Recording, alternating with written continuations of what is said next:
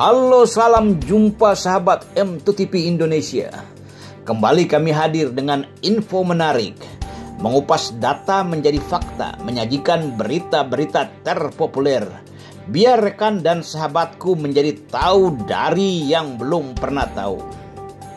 Tetapi sebelum kami sajikan berita menarik di hari ini, jangan lupa subscribe, like, dan komen konten-konten M2TV. Biar kami akan tetap eksis untuk menyajikan berita-berita yang Anda inginkan dan tentu akan menghebohkan.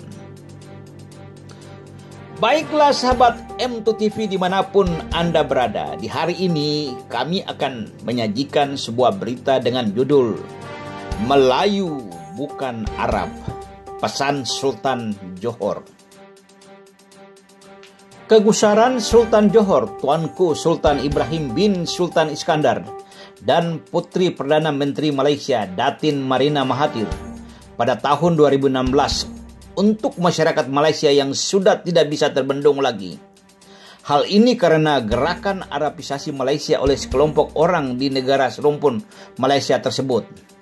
Sultan Johor dengan tegas mengingatkan agar warga Malaysia mempertahankan dan bangga dengan budaya Melayu yang unik.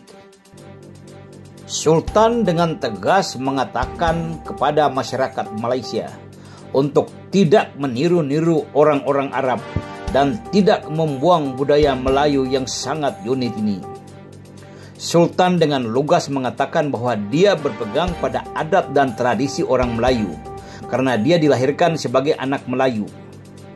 Sultan mengemukakan hal tersebut pada tahun 2016 ketika Sultan melihat situasi sosial dan kultur budaya di Johor sudah pada tahapan yang memprihatinkan. Karena ada sekelompok orang sedang berusaha menghilangkan adat dan istiadat Melayu, budaya Melayu, dan diganti dengan budaya Arab.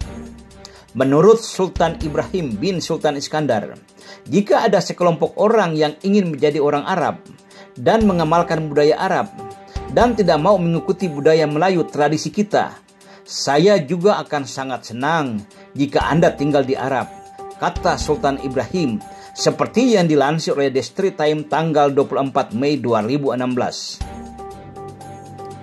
Lebih lanjut, Sultan juga mengatakan bahwa saya percaya ada banyak orang Melayu yang bangga dengan budaya dan tradisi Melayu. Setidaknya saya jujur dan tidak munafik, dan rakyat Johor tahu siapa raja mereka. Sultan Johor bahkan sempat marah dengan Departemen Pekerjaan Umum atau JKR Batu Pahat yang memasang pemberitahuan di tepi jalan tentang dosa bagi perempuan yang tidak menutup aurat. Menurut Sultan, bukan urusan Anda untuk mengurus cara berpakaian seseorang. Sultan menegaskan bukan urusan pemerintah untuk mengurus rambut orang. Pekerjaan utama JKR untuk memastikan fasilitas jalan dapat dinikmati dengan baik oleh masyarakat. Lakukanlah tugasmu seperti apa yang menjadi kewajibanmu. Tidak perlu mengurus rambut orang.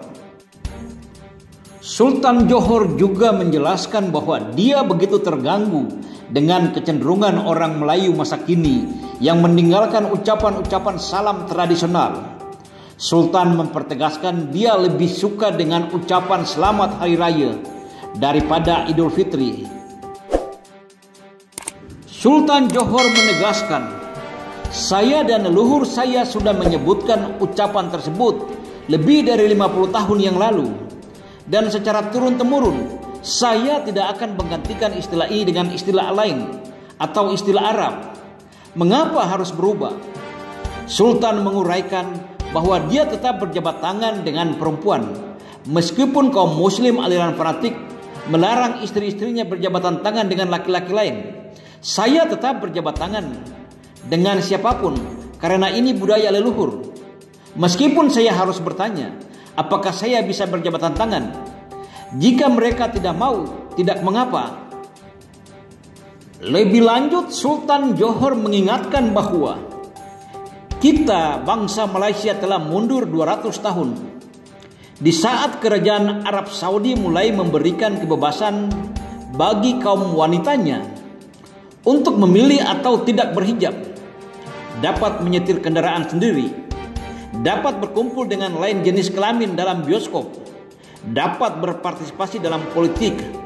Lalu mengapa bangsa kita diajarkan kemunduran berpikir? Mengapa bangsa kita harus dikotak-kotakan? Yang lebih memprihatinkan lagi, ada istilah hijabers, pakaian syariah, sepatu syariah, salon syariah, kerudung syariah, perumahan syariah, bank syariah. Bahkan kelompok ini seakan mengkotakkan dirinya bahwa kelompok yang paling suci.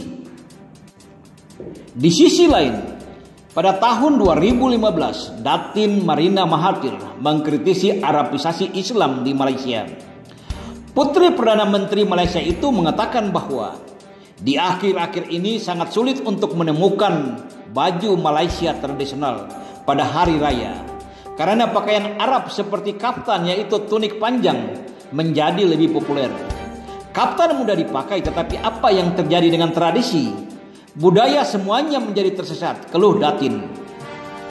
Putri Sulung Dr. Mahathir Mohamad itu mengatakan bahwa para wanita Melayu di bawah usia 50 tahun umumnya tidak tahu cara mengikat rok panjang kurung sehingga memudahkan berjalan masuk. Inilah Arabisasi atau kolonisasi Arab. Menurut Marina Mahathir, permasalahan besar Islam di Malaysia adalah ketakutan akan pengetahuan agama itu sendiri. Islam memiliki sejarah intelektual dan para pemikir hebat dan perbedaan di antara mereka, tetapi itu tidak diajarkan. Datin Marina memperingatkan sekelompok orang yang selalu menebarkan perbedaan di antara sesama rakyat Malaysia. Apa yang diungkapkan oleh Sultan Ibrahim bin Sultan Iskandar dan apa yang diungkapkan oleh Datin Marina Mahathir adalah salah satu bentuk kegundahan hati anak-anak Melayu yang sangat bangga dan cinta dengan warisan leluhurnya. Dengan tegas Sultan Ibrahim mengatakan bahwa saya bangga lahir sebagai anak Melayu dan saya akan tetap bangga dengan budaya dan tradisi Melayu yang sangat unik ini. Lalu mengapa ada pihak lain yang ingin merubahnya? Yang kita ketahui bahwa suku Melayu identik dengan pemeluk Islam, tetapi Melayu bukanlah bangsa Arab. Lalu mengapa kita harus mengikuti budaya mereka? Mengapa orang Melayu harus dikucilkan karena tidak menjalankan budaya Arab? Ingat pesan Sultan Ibrahim, jika sekelompok orang yang tidak mau menjalankan budaya Melayu dan mereka ingin menjalankan budaya Arab di Malaysia, saya akan lebih senang jika mereka tinggal di Arab. Hal ini pun telah terjadi di Indonesia. Tidak sedikit kita menyaksikan umat Islam di Indonesia dikotak-kotakan. Mulai dari cara berpakaian sampai pada kelompok pengajian, hingga akhirnya kelompok tertentu beranggapan golongan mereka yang lebih benar dari kelompok yang lainnya. Fakta bahwa di Indonesia terdiri dari berbagai tradisi kultur budaya yang merupakan bagian dari kekayaan bangsa kita. Lalu mengapa ada kelompok orang yang ingin memaksa kehendaknya dengan berbagai dalil dan jaminan masuk surga, dengan ekstrim ingin merubah kultur dan budaya bangsa kita? Kita ikuti liputan M2 TV selanjutnya.